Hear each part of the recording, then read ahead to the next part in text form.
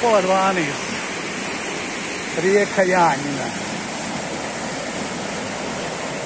Svojoj ljepoti.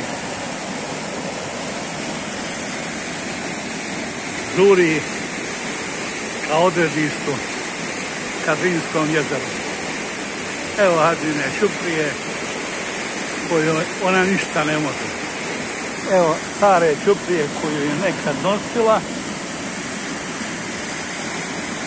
ali sam zato napravio novu Ćupriju i zeznuo sam ovu ljepoticu koja protiče na metar od mene. Pomalo se razjevaće, može.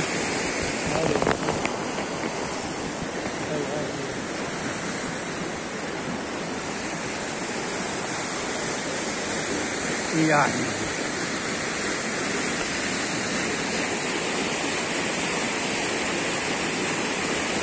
Do odredišta otprilike odavde ima neki 30 kilometara da bi stigla u Zrinsko jezero, ovako mutna i u nekoj žurbi. A obično je ti toma i lijep, ali sad je požurila ovog 3. aprilskog dana.